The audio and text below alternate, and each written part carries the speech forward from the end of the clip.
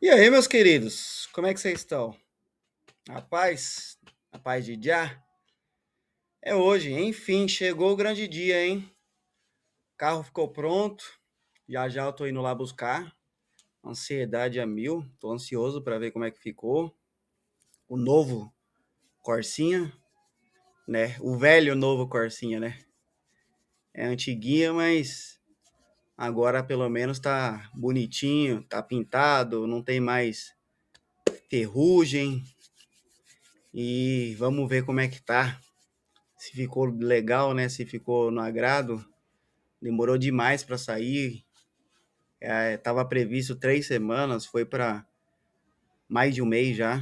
Mas enfim, acontece. Né? O importante é ter ficado do jeito que eu queria, né? E aí, como eu tinha dito nos outros vídeos, eu tinha que contar a história desse carro, né? Então, vou aproveitar que ficou pronto pelo menos a primeira etapa e vou contar, né, um pouquinho da história dele, como que começou, como que ele chegou na minha vida. O meu pai, ele tinha um Golzinho GT, aqueles Golzinho quadrado, né, antigo, 1.8, carro bom, antigo, mas corria, né? E aí ele foi no mercado fazer compras com a minha mãe, deixou o carro no estacionamento e o carro foi roubado lá dentro. E aí todo aquele trâmite, né, o mercado teve que ressarcir, né, o seguro do mercado cobriu, né, o prejuízo que meu pai teve. E não sei, talvez não foi uma coisa ruim ter acontecido, né? Que ele catou um carro mais novo.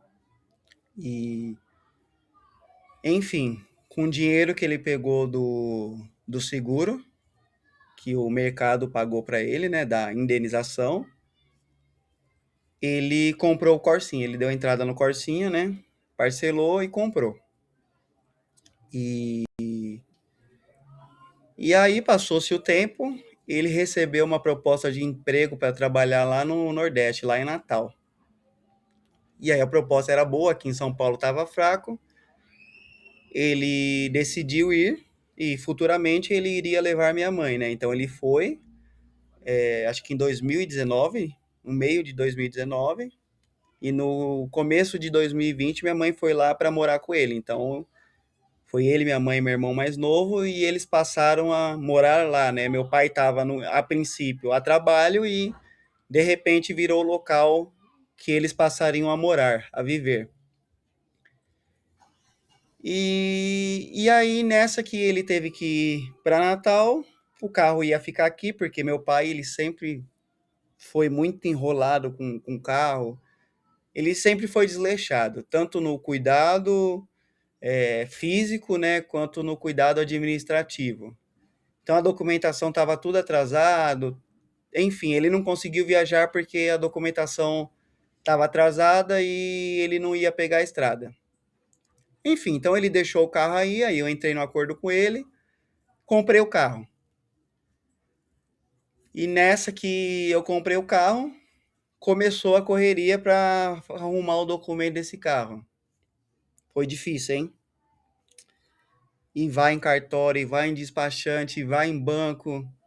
O carro ele estava no nome do HSBC, estava alienado. E o HSBC não existia mais, o Bradesco tinha comprado. Então você imagina o trabalho que eu tive. Eu dei foi muita sorte. Que tinha conhecido, que tinha contato dentro do Bradesco, então deu uma facilitada. Eu gastei em torno de uns 6, 7 mil para fazer tudo. Para fazer licenciamento, né, deixar todos os documentos quitados, restrição administrativa que tinha, passar para o meu nome. Foi difícil, mas deu certo, né?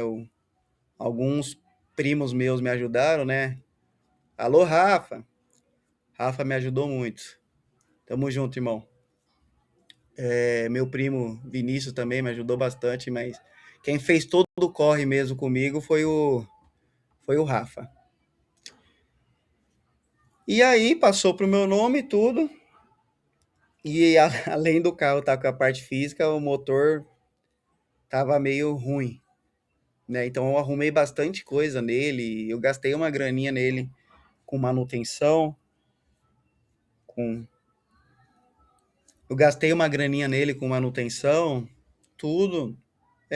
O jeito que tá hoje tá ótimo, tá excelente, mas o jeito que eu peguei tava feio. Mas assim, se não fosse o meu pai, eu acho que eu nem teria carro ainda, porque tá difícil comprar carro hoje em dia e facilitou muito ele ter passado para mim, porque teve mês que eu não paguei, né? Às vezes eu tava apertado, aí pagava no outro mês, então era maleável, né? Era mais tranquilo.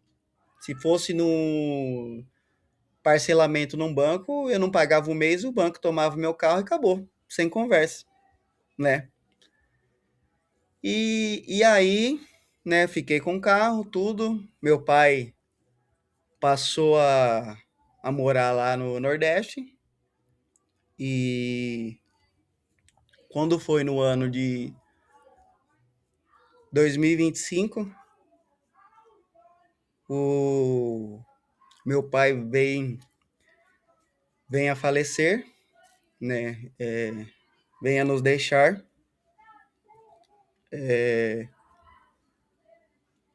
E foi um momento muito difícil da minha vida, não só da minha vida, como de toda a minha família, porque meu pai era sem palavras e eu não aguentava olhar pro carro, cara. Eu olhava pro carro, eu lembrava do meu pai.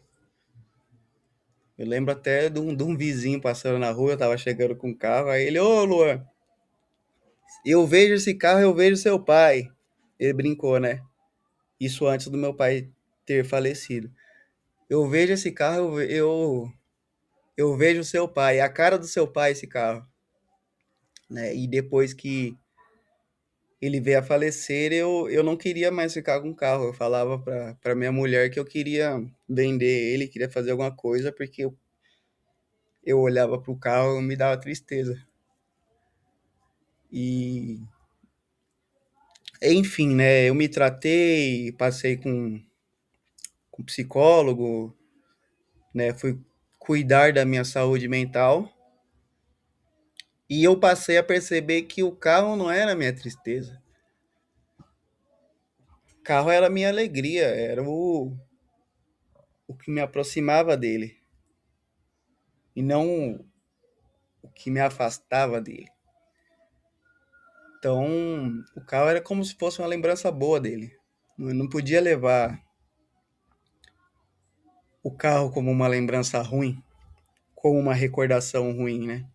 Eu tinha que levar o carro como uma recordação boa, né? Algo que, mesmo eu tendo pago, foi algo que ele deixou, né?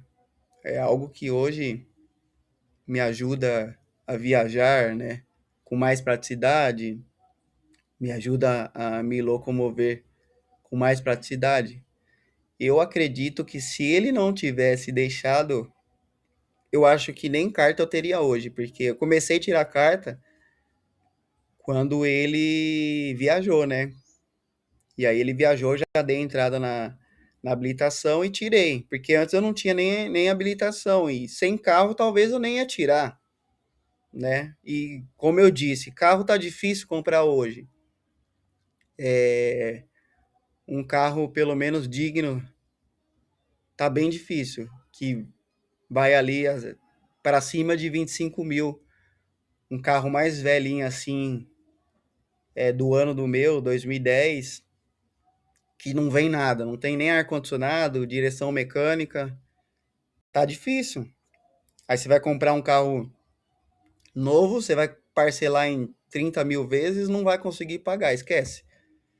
Então, de certa forma, ele me ajudou e, consequentemente, depois que eu passei a entender que o carro não era uma lembrança ruim, que fazia me lembrar dele, né? Era uma lembrança boa, né? E não era ruim no sentido de lembrar dele negativamente, só que fazia eu lembrar dele e eu não queria ficar lembrando dele, porque a falta dele me deixava triste. E eu não queria ficar triste. Então qualquer coisa que me fizesse lembrar dele me deixava triste. E aí eu comecei a criar essa conexão com o carro, né? E por isso, um dos motivos de eu querer arrumar ele foi esse. Eu falei, não, meu pai, eu vou considerar que foi um presente do meu pai e vou deixar ele bonito, vou dar valor, né, ao que eu tenho no momento. E aí eu decidi não deixar ele jogado. Aí eu comecei a melhorar aos poucos, e melhorando, até que eu decidi fazer a funilaria dele, porque estava bem judiado. E como eu mostrei nos vídeos, a parte do porta-malas estava enferrujando já, né? Já estava começando a infiltrar água, enfim. Você imagina o tamanho do problema que vai ficando se você não arruma, né? E aí tive que tirar o escorpião do bolso, não tem jeito. Tive que gastar uma grana, né? Levar no funileiro, pedir para ele dar um retoque e agora vamos começar do ponto zero, né? Ponto zero não, porque tem muita coisa para fazer ainda, mas eu acho que eu tendo arrumado essa parte aí da lataria, eu acho que fica mais fácil o resto das coisas. O ideal era eu fazer a lataria por último, mas como tava enferrujada, as borrachas tava tudo torta, não tava protegendo da chuva, eu procurei me preocupar mais com isso, dei uma atenção maior nisso. E, e aí é isso, etapa um concluída, funilaria e pintura concluída. E aí a etapa 2 vai ficar para a instalação das partes elétricas, né? Trava de porta-malas, farol de milha, né? Algumas coisas que eu comprei a mais, trocar o volante, vai ficar tudo para a segunda etapa. E aí, terceira etapa vai ser eu colocar um ar-condicionado nele, que eu viajo bastante, então eu preciso de um ar-condicionado, principalmente quando vai para praia, esses lugares quentes, né? Precisa, não tem jeito. E a última etapa vai para a parte de estofamento, né? A parte interna, né? Mexer nos bancos, trocar os bancos, trocar a cor, eu quero deixar ele bonito. Se der, né? E aí, etapa bônus, se for possível, né? Vai depender de dinheiro, vai depender de várias coisas, né? Se eu vou estar nesse, como é que fala? Nesse entusiasmo ainda, né? Nessa empolgação, aí eu vou dar uma rebaixada nele. Ah, colocar uma. Eu vejo qual que é o melhor, né? Colocar uma mola fixa, né? Uma esportiva, ou a ar, suspensão a ar, não sei. Mas não é certeza. Aí seria uma etapa bônus. Que aí eu faria isso, colocaria a direção, por enquanto ele é direção mecânica, e um kitzinho de turbo. Porque aí eu já regularizo tudo na mesma hora, não preciso fazer um, depois fazer outro. Faço os três e regularizo. Só que aí esses últimos itens é para se pensar, né? Porque é uma grana, aí vai mais de 10 contos. Só esses três últimos itens vai para, sei lá, uns 20 contos, tudo. Para mais. E é um carro que vai ficar comigo pro resto da vida, né? Vender não dá. Ninguém vai pagar 50 mil num Corsa, né? A não ser que a pessoa queira continuar o projeto, né? Aí vai ser um público bem específico que eu vou ter que vender. Mas vai ficar lindo. Isso eu garanto. E aí tem que ver, né, se vale a pena gastar essa grana num Corsa ou de repente pegar um carro novo. Para mim, não, assim, é um dinheiro perdido, mas não é algo que eu vá me arrepender, né? A minha intenção é ficar com Corsa. Se for para vender, zero apego. Se precisar ou tiver uma proposta boa, eu vendo, não tenho apego. Mas como eu disse, o carro é uma ligação entre eu e meu pai, então é algo valioso para mim. Beleza? Então é isso. Essa é a história minha com esse carro. E vamos lá buscar ele agora, né? Agora vamos ver como que ele ficou. Vamos ver se vai superar as expectativas. Naquela mesa ele juntava a gente e contava contente o que fez de manhã. E nos seus olhos era tanto brilho que mais que seu filho eu fiquei seu fã. Eu não sabia que doía tanto uma mesa no canto, uma casa e um jardim. Se eu soubesse quanto dói a vida, esta dor tão doída e não doía assim. Agora resta uma mesa na sala e hoje ninguém mais fala no seu bandolim. Naquela mesa tá faltando ele, a saudade dele tá doendo em mim. Naquela mesa tá faltando ele, a saudade dele tá doendo em mim. Eu não sabia que doía tanto uma mesa no canto, uma casa e um jardim. Se eu soubesse quanto dói a vida, esta dor tão doída e não doía assim. Agora resta uma mesa na sala e hoje ninguém mais fala no seu bandolim. Naquela mesa tá faltando ele, a saudade dele tá doendo em mim. Naquela mesa tá faltando ele, a saudade dele tá doendo.